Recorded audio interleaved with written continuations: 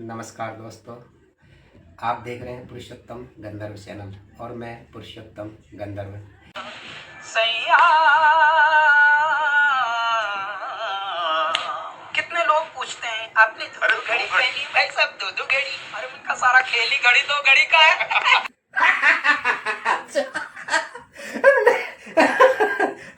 अच्छा On for this, please. What is this? What is this jingle? अच्छा, अंग्रेजी में पेल रहा है। तनादुम तनुम तनना तना देरे ना तनादुम तनुम तनना तना देरे ना तनादुम तननुम तननुम तना देरे ना नदुम तननुम। ये करके तो अंदर से किसी का कोई एक्सप्रेशन नहीं। और सब जलती घमौरियां लाया आया मौसम गर्मी कूल का। तो फिर ये तो एक के बाद एक हमारे जिंगल से हिट होते गए और अंग्रेजी में तारीफ चल रही है। मैं इन वॉइस में 2000 और बढ़ा।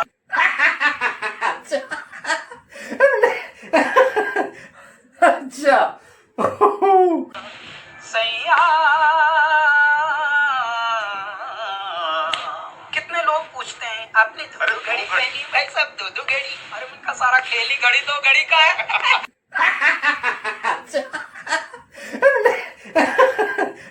अच्छा On for this, please. What is this? What is this jingle? अच्छा, अंग्रेजी में पेल रहा है। तनादुम तनुम तनना तना देरे ना तनादुम तनुम तनना तना देरे ना तनादुम तननुम तननुम तना देरे ना नदुम तननुम। ये करके तो अंदर से किसी का कोई एक्सप्रेशन नहीं। और सब जलती घमौरियां लाया आया मौसम गर्मी कूल का। तो फिर ये तो एक के बाद एक हमारे जिंगल से हिट होते गए और अंग्रेजी में तारीफ चल रही है। मैं इन वॉइस में 2000 और बढ़ा।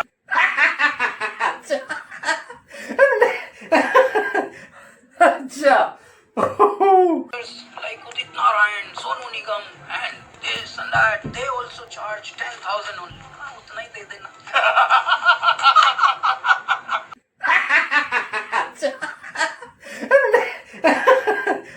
अच्छा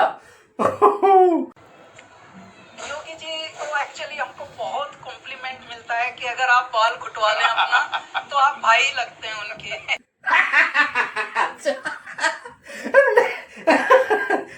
अच्छा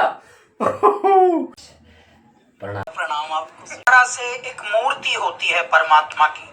जैसे जब हम भगवान राम के प्राण प्रतिष्ठा मंदिर प्राण प्रतिष्ठा में सम्मिलित होने गए तो उस वक्त जैसे मूर्ति का अनावरण हुआ और प्रत्यक्ष दर्शन हुए जनमानस को जो वहां उस प्रांगण में उपस्थित थे हम जैसे, तो जो दृश्य सामने दिखा, वो प्रतिमा पहले जो दिखी उस दिखने भर में अश्रु आ गए और वो अश्रु आनंद के थे, उत्सव के थे। हृदय में न जाने कितनी उमंगें उठ रही थी। वो प्रतिमा आपको मनोहारी तो लगी, लेकिन वो न जाने कितने वर्षों से पहले तो पत्थर तप रहा होगा, लाखों वर्षों का वो पत्थर। क्योंकि पत्थर क्या है, धूल के कण जब चिपकते चिपकते चिपकते चिपकते लाखों करोड़ों वर्ष के हो जाते हैं तो शिला बन जाती है। उस शिला को भी जब छेनियां पड़ती हैं, इतनी छेनियां पड़ती हैं कि जब वो एक दिन मूर्ति बनकर, परमात्मा तो बिना प्राण के थे, वहां प्राण प्रतिष्ठा तो उस दिन हो रही थी, लेकिन वो प्रतिमा जब हमारे समक्ष आई तो अश्रु बह उठे और आनंद ही आनंद बह उठा, जैसे साक्षात परमात्मा समक्ष आ गए हैं आपके। वो जो प्रतिमा की सौंदर्य था, उस सौंदर्य को तो हमने भाव विभोर होकर अनुभव कर लिया, परंतु उस सौंदर्य के पीछे कितने वर्षों की तपस्या और कितनी छैनियां और हथौड़ियां पड़ी होंगी, ये तो मेरी प्रतिमा ही जानते हैं परमात्मा की। ये वो वाला जीवन हमारा कैलाश खेर का। अब आपने परिचय जैसे पद्मश्री कैलाश खेर का।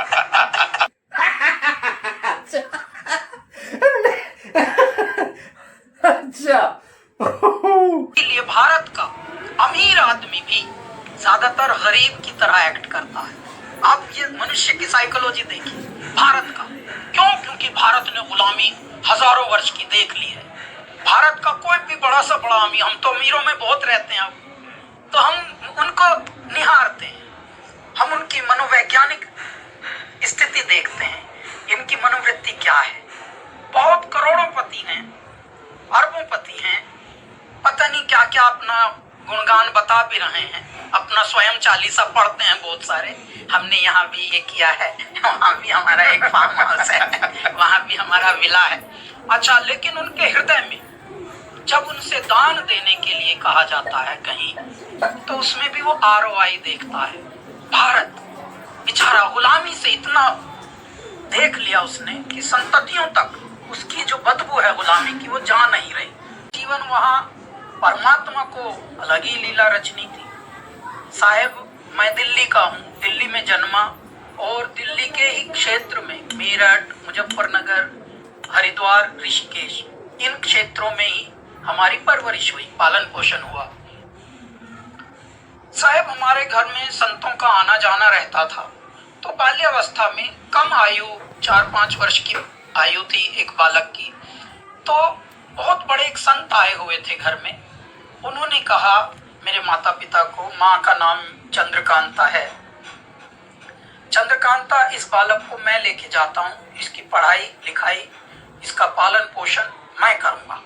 क्योंकि वो बहुत प्रकांड ज्ञाता थे स्वामी जी, स्वामी चेतानंद बहुत बड़े थे, अजानुबाहु थे, सावत हाथ थे घुटनों तक। भगवान राम के भी, गुरु गोविंद सिंह जी के भी अजानुबाहु थे ये लोग। ये दैवत्व से जो परिपूरित होते हैं उनको ऐसे आकार में परमात्मा भेजते हैं। तो उन्होंने कहा इस बालक को मैं लेके जाऊंगा, मैं ही इसको पढ़ाऊंगा लिखाऊंगा, इसकी कुछ विलक्षण बात है इसमें। तो उस वक्त माँ ने स्वीकार नहीं किया। तो समझ आता था छोटी छोटी बातें, क्योंकि जो गांव के बालक होते हैं उनका जो IQ लेवल होता है वो बहुत शार्प होता है शहरी बालकों से। शहरी बालक जो होते हैं वो इंटेलिजेंट तो होते हैं, लेकिन तोते की तरह होते हैं, मशीन की तरह। जितना कमांड दोगे उतने ही, मम्मा या फ्लाइज देयर, अरे बेटा उड़ा ले, many flies are there. Oh, many तो नहीं उड़ा पाएगा भाई।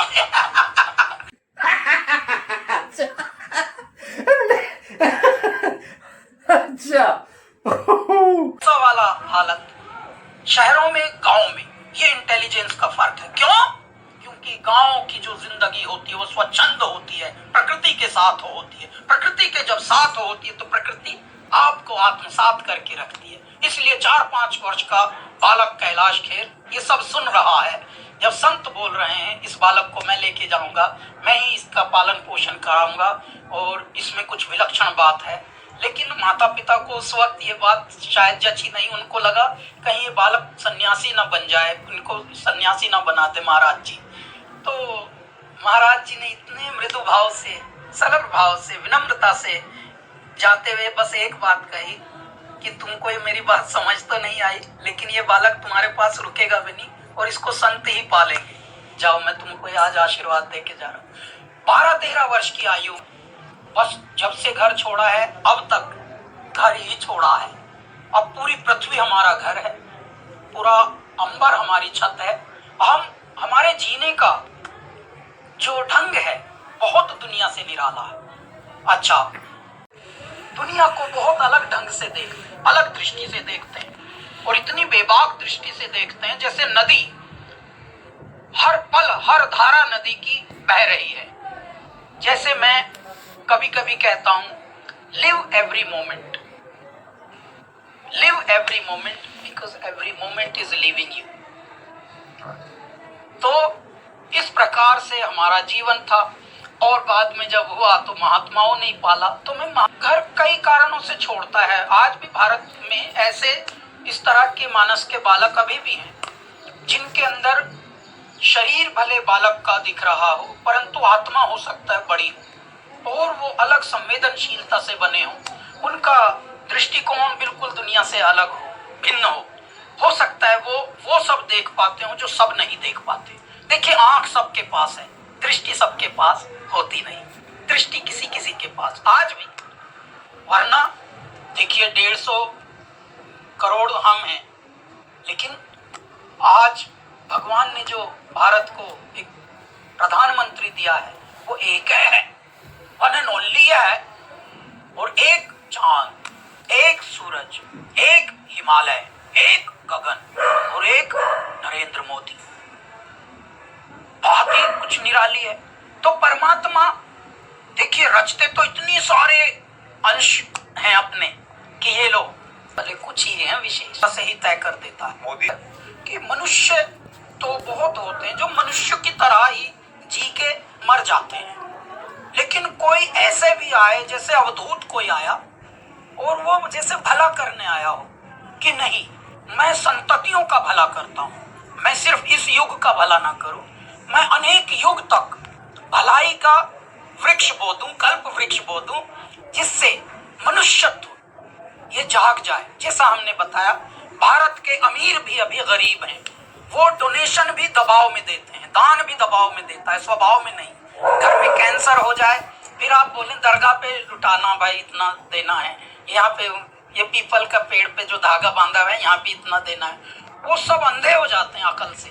जब दुख आएगा, जब कभी प्रेशर कहीं से आएगा, तब तो इस तरह की जहां मानव जाति अभी भी पर्याप्त मात्रा में उपलब्ध है, आज भी जब हम ROI ढूंढते हो डोनेट करने में, कुछ स्पॉन्सर करने में, जबकि वेदों में भी लिखा है कि इस ग्रस्त में जाओगे तो अर्थ कमाना जरूरी है, लेकिन अर्थ का अनर्थ ना हो। क्योंकि जब आप अर्थ कमाते हैं सुबह से शाम तक न जाने कितना झूठ बोलना पड़ता है, कितनी बेईमानी करनी। ये नहीं कि आपको अकेले, क्योंकि अर्थ कमाने के लिए एक नेटवर्क होता है, न जाने कितना उसमें कलुषित बात आई है, कहां से किसी का मन कपट से आया है, किसी का मन कलुषित होकर किसी ने उसमें दुख जताया है। तो धन को भी शुद्ध करने की आवश्यकता होती है। धन कैसे शुद्ध होता है? पुरुषार्थ से। तो जब आप पुरुषार्थ करेंगे तो एटलीस्ट कहा है कि 1% आप सेवा में दीजिए, मानव सेवा में, संत सेवा में, गौ सेवा में, उसको लगाइए तो धन की शुद्धि होती है।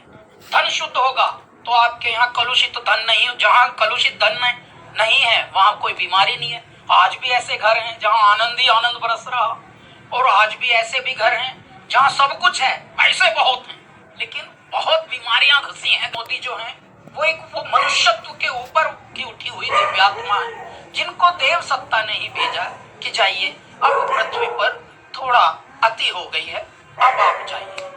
और उनको पहले ट्रेन किया, संतों में ही ट्रेन हुए वो, ऐसा भी नहीं कि वो जी कहीं विदेश गए थे, स्विट्जरलैंड गए थे, या पता लगा हार्वर्ड वगैरह की ट्रेनिंग चल रही थी उनकी, कुछ नहीं, सिंपल यज्ञ में शामिल होते थे और सेवा करते थे और सामान्य रूप से नीचे सोते थे योगी की तरह, जैसे एक छात्र होता है गुरुकुल में होता है, वैसा जीवन हमने भी जिया है साहब। और हमको संतों ने पाला, हमने घर छोड़ा था किसी जिद में। जिद ये थी कि जिस प्रकार से असंवेदनशीलता घरों में ही पाई जाती है, कहीं ना कहीं आप अपने ही निकट देखते हैं, अपने सराउंडिंग में, यार मैं ऐसी दुनिया से थोड़ा हटूंगा और कुछ स्थिति मजबूत हो, फाइनेंशियली भी मजबूत हो, सोशली भी मजबूत हो, और जो बातें हम पढ़ते हैं या बड़ों से सुनते हैं और अमल में नहीं लाते, बड़े भी जो कहते हैं वो है नहीं ऐसे। और एक बालक है वो बार बार टोकता था उन्हीं बड़ों को जो ज्ञान देते थे, तो वो बालक पे अचानक कोई बरस जाता था, कोई हाथ छोड़ देता। हमारे भारत में आपको इस तरह से बहुत टोका जाता है, एक्सेप्टेंस बहुत कम है भारत में कि हाँ अनोखी आत्मा छोटे पैकेट में भी हो सकती है। क्यों? क्योंकि आयु शरीर की होती। तो हमारी हिंदी बड़ी प्रगाढ़ थी, प्रखर थी। तो एक मनुष्य ने हमसे पूछा, wow you very smart, you no talk so smartly, how old are you? तो मैंने बोला जी मुझे जो लगता है लगभग 1000 वर्ष की।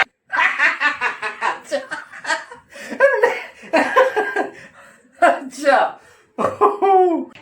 हम जब घर छोड़कर निकले तो कष्ट हमारे संरक्षक बने। कष्ट, विपत्तियां, कठिनाइयां, जटिलताएं, कुटिलताएं, मलिनताएं, संसार का कुठाराघात के दृश्य को आप कैसे देखते हैं? जब आप घरों में होते हैं, एक कवच में होते हैं, एक सुरक्षा में होते हैं, तो लोग आपको अच्छा ये आपके पुत्र हैं कैसे हो बेटा अच्छा पढ़ाई करते हो कितनी कितनी कक्षा में वही लोग उनको जैसे पता लग जाए ये बच्चा रनअवे बालक है, सबसे पहले मनुष्य उसका शोषण का कि how to take advantage of this innocence, this purity. अब मैं इसको कैसे इम्प्योर बनाऊं अपने वाचाल दिमाग लगा के। सो सबसे पहले हमको एक जॉब मिला प्रिंटिंग प्रेस से, वो बड़े खुश। तो मेरी जो ड्यूटी आवर्स होते थे उनका कोई समय सीमा नहीं होती थी। आप सुबह 8 बजे से शुरू होकर रात के 12 बजे तक हम साहब, उसके बाद 1 साल तक हमको लगा जैसे पैसे जुड़ रहे हैं मेरे, इकट्ठे मिल जाए। छोटे सपने होते हैं टीन एज में, आपका रहना ठीक से हो जाए, क्योंकि कभी अगर धाड़ पड़ जाए, माँ आ जाए, कभी पिताजी आ जाएं, तो आप प्रतिष्ठित घर के तो हैं, आप ऐसे दरिद्र घर के तो हैं नहीं। रहन सहन का तरीका तो है, अगर आपको बेहाल देखा तो वहां उठाई चढ़ेगी आपकी कि ऐसी क्या आफत आ गई थी, इतना जिद्दी क्यों है तू। तो ऐसे में मुझे ठीक से रहना है। मैंने वर्ष में पूछा वर्ष के अंत में कि मेरे पैसे हो गए होंगे, तो उन्होंने हमको एक तरह से ठन ठन गोपाल जी दिखा दिया। तो इस तरह के जब आपको छोटे छोटे अनुभव होते हैं, वो छोटे छोटे अनुभव भी आपके अंदर बहुत बड़ा विघटन करते, क्योंकि जब आप संपूर्ण समर्पित होते हैं और बात करते हैं, मैं हमेशा से मेरे महादेव से बात करता हूँ, आज भी करता हूँ, अभी भी करता हूँ। हमको एक मिशन मिला है, हमको एक कंपैशन मिला है, हमको एक मिरेकल मिला है। Every day miracles follows me every day, even now also। अच्छा, वो पहले से परमात्मा से जैसे हॉटलाइन पे बात चलती रहे, आपका उनको जा रहा है, वैसा परमात्मा से हॉटलाइन पे चलती है हमारी बात साहब, अभी भी। ये सब आप रच रहे हो ना लीला, आपको ये तैयार करना है ना मुझे, इतना विष पिलाना है ना, जैसे आपने विष पिया था और उसके बाद भी अमृत बांटा इस पृथ्वी को, इस पृथ्वी का सर्जना की, विध्वंस नहीं किया। मैं आपको बताता हूँ, बहुत लोग हमसे पूछते हैं आप महादेव के इतने बड़े भक्त हैं, महादेव का ये है, महादेव का वो है।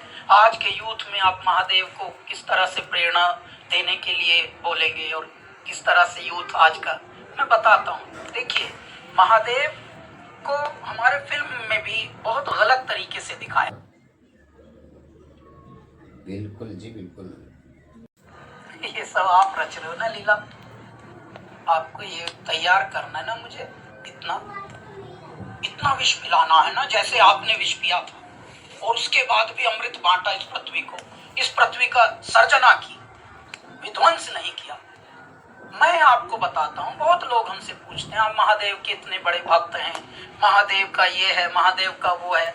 आज के यूथ में आप महादेव को किस तरह से प्रेरणा देने के लिए बोलेंगे और किस तरह से यूथ आज का, मैं बताता हूँ। देखिए, महादेव को हमारे फिल्म में भी बहुत गलत तरीके से दिखाया है, वेरी बैड। प्याला कभी मेरे दाता ने कोई पिया ही नहीं। वो प्रतीकात्मकता है उनकी कि जितनी की कठिनाई, जितनी विषमताएं हैं, जितनी भी कटुताएं हैं, उनको मेरा दाता खुद सहता है, सारे दुखों को खुद सहता है और सुखों को ऐसे बांटता है अपने पृथ्वी लोक में सारे जितने भी उनके अंश हैं कि चलो मुझे तो जिंदा रखना है इस पृथ्वी को। तो वो एक प्रतीक है जिसको वो बोलते हैं विष पिया, विष पिया, विषधारक। वो विषधारक हैं लेकिन जग उद्धारक हैं।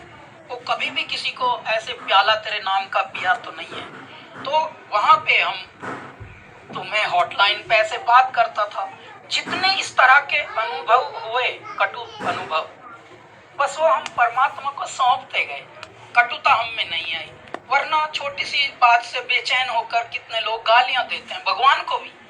भगवान मैंने ऐसा क्या बिगाड़ा था, मेरे साथ ही ऐसा क्यों हो रहा है, मैं जो भी काम करता हूँ उसी में गड़बड़ हो जाती है। भगवान, वो जितने लोग गलत हैं वो कैसे पनप रहे हैं। बिल्कुल जी बिल्कुल। Do you meditate every day? उनका ये मशीन रुके तो मैं बताऊं।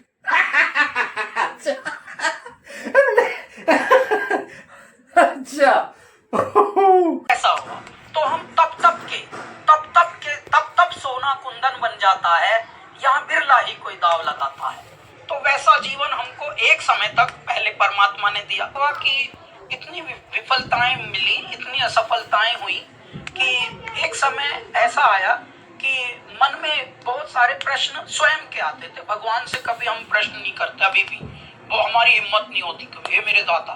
तो उस वक्त बस तब ये मन में आया कि परमात्मा शायद मैं गलत समय पे, गलत स्थान पे, गलत दुनिया में आ गया हूँ, गलत प्लैनेट पे आया हूँ। यहाँ ये दुनिया बहुत रूथलेस है, ये झूठ बोलती है और कहती है झूठ मत बोलो, ये गलत करती है और कहते हैं सब माइक पर गलत मत करना। सबके कर्म दुष्कर्म होते हैं और कहते हैं कर्म तो जी अपना असर दिखाता ही है, कर्मों की तो गति न्यारी होती है। तो ज्ञान अलग तरह का है और ध्यान अलग तरह का है। हे मेरे दाता, मैं कहाँ आ गया हूँ? इतना अति संवेदनशील आपने मुझे ऐसे समय में बना दिया जहाँ इतनी क्रूअल दुनिया है, इतनी रूथलेस दुनिया है, इतनी हार्टलेस दुनिया है और विफलता ही विफलता मेरे हाथ लगती है। तो मैं तो जब किसी करत का हूँ ही नहीं परमात्मा, तो मैं आ जाता हूँ आपके चरणों में। तो मैं गंगा जी करना होता है तो उन्होंने माने मारी लात और न जाने कैसे हम बाहर आए, किसी ने हमें निकाला। और वो तो एक बड़ी रोचक कथा है। वो निकाला, उसने हमें पूछा तुझे तो तैरना नहीं आता, फिर तू कूदा क्यों गंगा जी में, मरने गया था क्या? मैंने बोला हाँ। तो दिया मुझे कान पे अजनबी बंदे ने। तो वो बड़ी अलग बात थी। मैं जिस आश्रम में रहता था, अभी भी मैं टच में हूँ इन सब जगहों से, उस आश्रम परमार्थ निकेतन ऋषि, पूरे दिन में बाहर नहीं निकला, भोजन भी नहीं किया। इसी प्रश्न में खुद से करता था कि दाता मैं मर भी नहीं पाया, मैं मरने में भी असफल रहा, कुछ करने में भी असफल रहा। जब संसार में समाज में काम करने जाता हूँ, कहीं पैसे कमाने जाता हूँ, तो वहाँ बेईमान लोग बैठे हैं, वहाँ चरित्र से थोड़े डिगे हुए लोग बैठे हैं। चलाकी सीखेगा, मक्कारी सीखेगा, मुझे वो सीखनी नहीं है। क्यों? क्योंकि परमात्मा मैं देख रहा हूँ जो भी वैसा जीवन जी रहे हैं वहाँ नेचुरली एक एक बीमारी घरों में घुस जाती है। किसी के यहाँ अपाहिज बालक आता है, किसी के यहाँ ऑटिस्टिक बालक आता, कहीं कैंसर घूमता है और घरों में और अमीरों में ज्यादा घूमता है। और अमीर तो आदमी चाहे छल से, कपट से, साम दाम दंड भेद किसी भी नीति से अमीर पैसे के पीछे भाग रहा है ना, पागल हुआ वो इंसान। लेकिन कितने कम लोग हैं धरती पर जिनके पीछे पैसा भाग रहा है। में जो भी धनवान है वो धन के सिर्फ पहरेदार हैं, सिर्फ रखवाले हैं थोड़े देर के लिए, बाकी वो धन किसी का नहीं होता। जो भी ऊर्जा है, जो दिव्य ऊर्जा है, वो मेरे परमात्मा है ना, वो परमात्मा का ही रूप है। वो किसी को साथ कभी गए ही सैया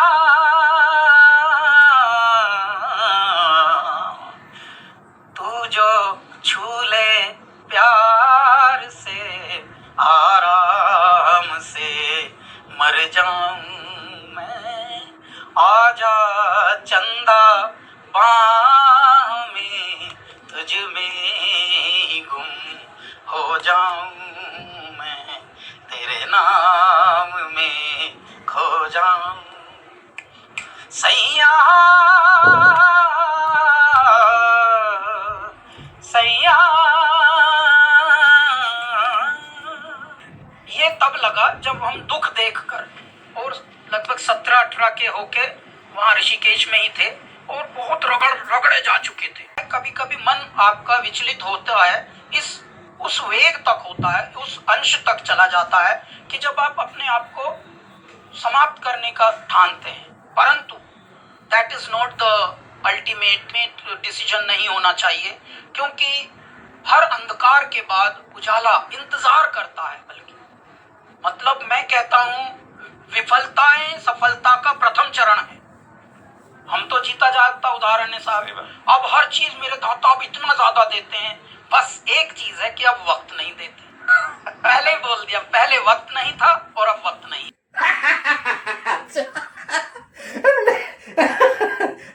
अच्छा ये तय मन ने कब किया कि अब मैं गाना ही गाऊंगा, क्योंकि और जॉब्स हमने बतेरे कर लिए थे, हमने एक्सपोर्ट भी किया था।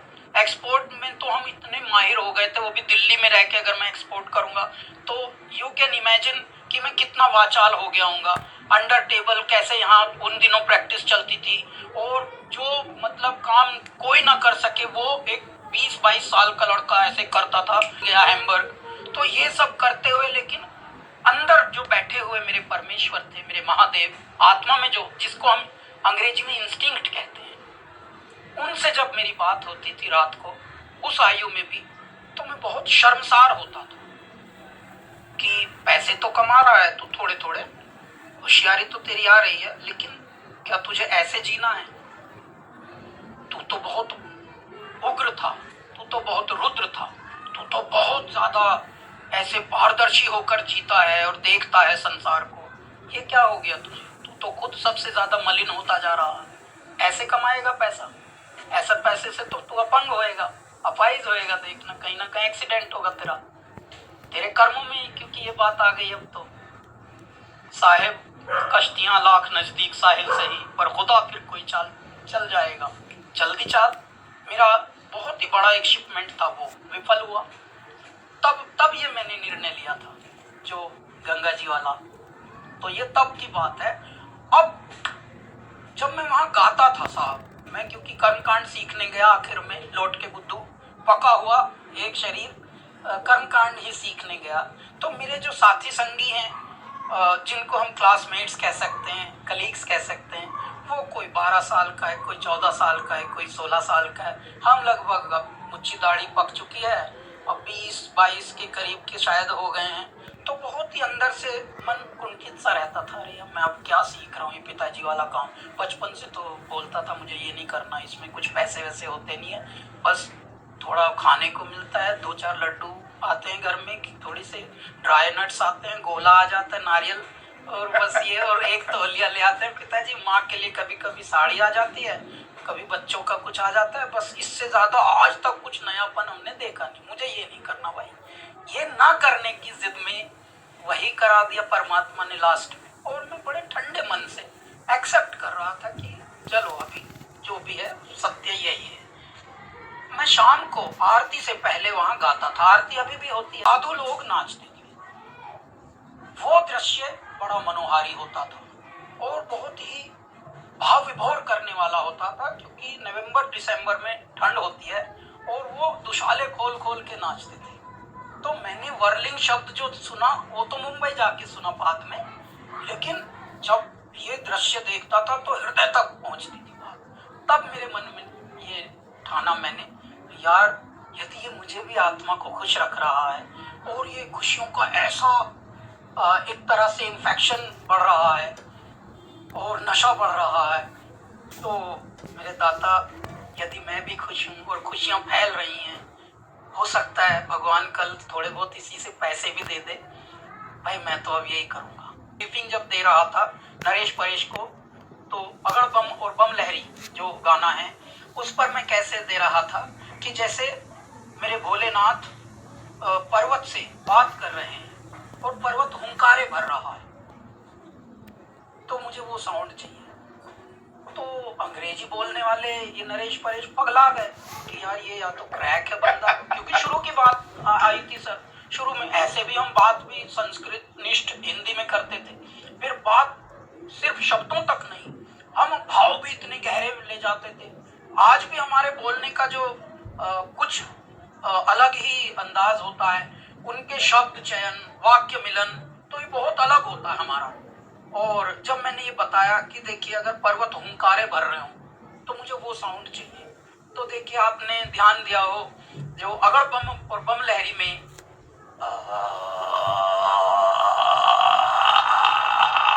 ऐसे साउंड से शुरू हुआ था और ये परेश ने मुख से निकाला था, और उसके बाद जो एक कंजीरा होता है तो लगेगा जैसे मतलब कुछ अलग टाइप के प्राणी जगे हों और वो कुछ अपना साउंड लेके नाचना शुरू किया हो मेरे महादेव के चरणों में। ये ऐसे बना था साहब। हाथ जोड़ के बोली गवर जाती 9 लोग बसाए बस्ती में, आग बसे वीराने में, अजी राम भजो जी, शिव का वंदन किया करो जी, अगर बम बम बम बम बम बम बम बम बम बम लहरी, अगर बम बम बम बम बम बम बम बम बम बम लहरी, तो उसमें जो गुंजार करने वाला जो ओमकार का साउंड है, गुंजार का साउंड है, वो सब अलग है। तो न केवल गायक परंतु एक ऐसे व्यक्तित्व का निर्माण मेरे दाता गंगा घाट पे कर रहे थे, जिसने तय किया कि यदि खुश रहकर और खुश रखकर जिया जा सकता है तो Kailash, now you are suppose to do. एक वहां पे स्वामी परिपूर्णानंद जी थे, बहुत ही प्यारे गुरु जी थे, संत थे, महात्मा, बड़े पीएचडी थे उस वक्त के। उन्होंने मुझे ये गाइडेंस दिया कि बेटे तुम बहुत अच्छा गाते हो लेकिन तुम कभी हंसते नहीं हो, ये क्या तुम्हारी क्या समस्या है।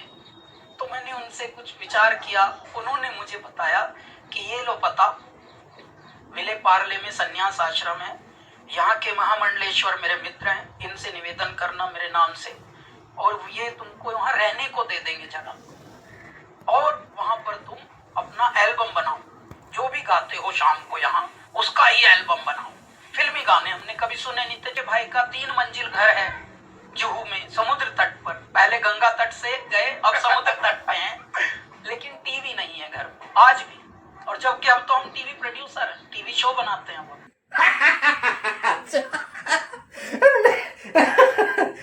अच्छा। तो जब वो पता लेके गए तो वहां हमको उम्मीद थी कि जगह मिल जाएगी, इतने बड़े संत ने भेजा है। उन्होंने वहां मना, बिल्कुल अनपेक्षित था, वो तो सोचा भी नहीं था। तो ऑप्शन 2 तो आप लेके ही नहीं गए थे, प्लान बी था ही नहीं आपके हाथ में। तो अचानक फिर जैसे जमीन खिसक गई अचानक, तो अब मैं फिर अचानक परमात्मा को देखने लगा।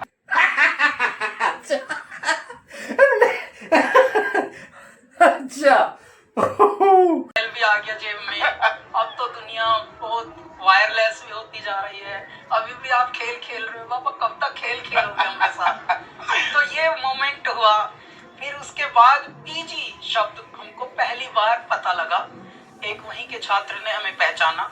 गुरु पूर्णिमा पे किसी बार हमने उन्हीं के आश्रम में, हरिद्वार में, जिनका वो बॉम्बे वाला आश्रम था, संन्यास आश्रम, उन्हीं का एक हरिद्वार में कंखल में सूरतगिरी बंगला था आश्रम, तो उनके आश्रम में हमने कभी गाया होगा। भाई स्टूडेंट उनके प्रोग्राम चलते ही हैं, आश्रम आश्रम खेलते ही हैं, वो एक अलग है दुनिया है। तो उसमें हम कभी गाए होंगे। तो एक छात्र ने हमें पहचाना, अरे भाई साहब आप तो वो जो पिछले साल लास्ट ईयर महामंडलेश्वर जी गए थे, हमारे गुरुजी और हम भी गए थे साथ में, और तब आप आके हमारे यहाँ पे गा के गए थे, आप परमार्थ निकेतन से आए हो ना। हाँ जी। भाई आपने मुझे पहचान लिया, यही मेरे लिए बहुत बड़ी बात है। आप मेरा थोड़ी देर बैग रख लोगे क्या? और मुझे कुछ गाइडेंस चाहिए भाई, मैं यहाँ किसी को नहीं जानता हूँ, मतलब यहाँ का पेड़ मुझे नहीं जानता, पत्ता नहीं जानता, यहाँ मुझे चिड़िया भी नहीं जानती, कबूतर तो पूरी दुनिया में हर जगह पाए जाते हैं, मुझे तो कबूतर भी यहाँ नहीं जानता। तो तूने पहचान लिया, यही मेरे लिए एक भगवान का संकेत आया है। तू मुझे बस ये बता, मेरा बैग रख ले, शाम तक मुझे जगह ढूंढनी है, मैं कहाँ रहूँ, कैसे रहूँ, यहाँ के बारे में मुझे बताना भाई कुछ। उस मनुष्य ने, वो पंडिताई सीख रहे थे, वो भी सब वेदाचार वाले, वेद के ही छात्र थे। तो साहब उसने मेरी हेल्प की, और वहाँ हम खादी ग्रामोद्योग, खादी का हेडक्वार्टर भी है उसी क्षेत्र में, इरला जगह का नाम है, इरला विले पार्ले। तो विले पार्ले में खादी का ही एक गेस्ट हाउस था। तो वो वहाँ उसने बताया कि मैं तो जाऊँगा नहीं, आप जाके बात करके देख लीजिए, यहाँ पे खादी वालों के लिए तो ये है गेस्ट हाउस।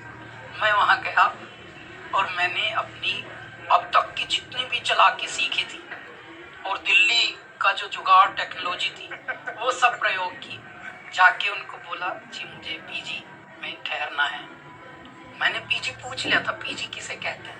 पेइंग गेस्ट, मतलब हैं तो गेस्ट लेकिन पे करने वाला गेस्ट, जो पे करके फिर गेस्ट।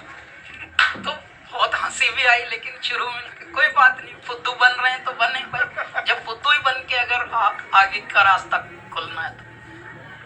साहब उन्होंने हमसे पूछा कि ये तो जी जो खादी के मेंबर्स होते हैं उन्हीं के लिए, कि हाँ मेरे पिताजी भी खादी पहनते हैं और खादी को ही प्रचारित करते हैं, तो मेंबर ही हुए ना। तो मैं ऐसे ही परिवार से मैं उनकी ना सुनूं अपनी सुनाऊं, तो वो मुझे ऐसे देखे पहले कि यार कुछ अलग टाइप का है भाई, कौन है। तब तक वो लोग तो मना कर रहे थे क्योंकि वो थोड़े मतलब युवावस्था टाइप के थे, तो हल्के में ले रहे थे। लेकिन कुदरत ने तभी उनके पिताजी को भेज दिया। वो एक भद्र पुरुष थे, उनके आते ही मैंने पैर छू लिए कि जैसे ही मैंने देखा कि हाँ ये तो कुछ प्रतिष्ठित व्यक्तित्व है कोई, मैंने उनको प्रणाम किया पैर छूते। वो इतने प्रभावित हुए कि यार मुंबई में तो कोई पैर छूट के बात ही नहीं करता। तो वो बेटे कहाँ से आए हो? कहा जी मैं दिल्ली से आया हूँ। और तो उन्होंने गुजराती में उनसे पूछा अपने पुत्रों से कि भाई कौन है ये बालक, क्या चाहता है, क्या बात है कि। तो उन्होंने बताया कि कुछ जुगाड़बाज लग रहा है, ज्यादा ही मेंबर है नहीं, फिर भी बोल रहा मेंबर है। तो उन्होंने बोला नहीं उसको रहने को दो। तो मैं वहां रहा, मेरा रहने का तो हो गया सब 50 रुपए रोज। यहाँ से मैं अंटी में लेके गया था 6000 रुपये। वो मुझे बाइक भी मैं लेके गया था अपनी बाद में, तो बाइक 6000, मोबाइल फोन। अच्छा उस वक्त मिस कॉल देते थे हम, पीसीओ से कॉल करते थे। सब ऐसे नहीं होते हैं। और हम तो अपनी एल्बम बनाने गए थे। मुंबई क्यों गए थे उसका कारण है क्योंकि दिल्ली में भी हम कई बार ट्राई कर चुके थे कि यहाँ अपनी धुनों पे कुछ साउंड बनवाएं। और यहाँ के उस वक्त के काफी तगड़े वाले लोगों से हम मिलते थे, लेकिन हमारी ब्रीफिंग सुनते ही वो भगा देते थे हमको। बोलते थे भाई या तो ये है या फिर हम पैदल कोई तो है।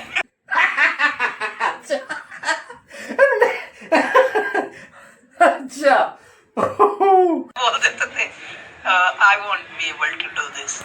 और एक दो ने हिम्मत की भी पैसे के लालच में, तो उन्होंने दलेर मेहंदी टाइप म्यूजिक बना दिया हमारी दोनों पे।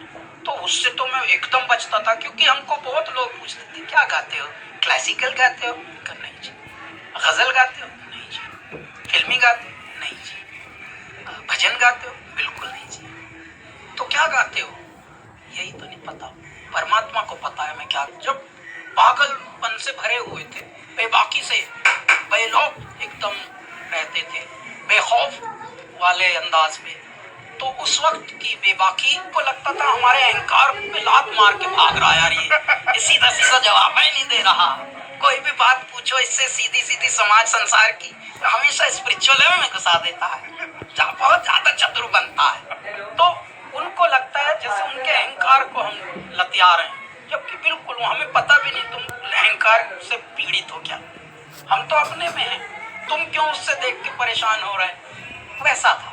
तो ऐसी स्थिति पर साहब हम जब वहाँ अपना डेमो बनाकर एक दो कंपनियों के पास गए, तो कंपनियां ही रिलीज करेंगी एल्बम, प्रोडक्ट तो आप बना लेंगे, लेकिन उसको एग्जिबिट कौन करे, उसको डिस्ट्रीब्यूट कौन करे, घर घर तक पहुंचाए कौन? वो तो कुछ ही कंपनियों के हाथ में थी ये दुकानों तक सामान कुछ ही लोगों का पहुंचता। वो अभी भी वही तरीका है जहाँ भी है।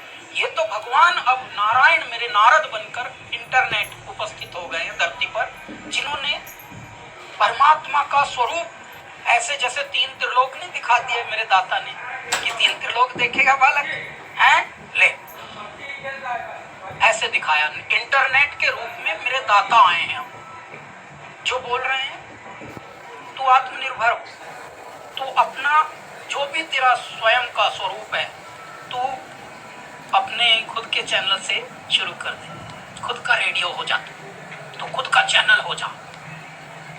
तो अब वो तो दुनिया बदल गई। तब कंपनियों में जाना पड़ता था, कंपनियों में एक्सपर्ट्स बैठे होते थे बहुत सारे, कोई कहीं से दूर दूर से बड़ी बड़ी डिग्रियां लेके बैठता था, लेकिन बड़ी बड़ी डिग्रियां वाले जो इंटेलेक्चुअल्स होते हैं वो टेम्पलेट की नॉलेज रखते हैं, वो बेबाकी में जी ही नहीं सकते। देखिए ट्रेनिंग अच्छी बात है, लेकिन ट्रेनिंग आपको ट्रिम भी करके रखती है, और ऐसा ट्रिम कर देती है कभी कभी कि आप बहना चाहते हैं, लेकिन वो ट्रेनिंग आपको रोक देती, लिमिटेड कर देती है आपको।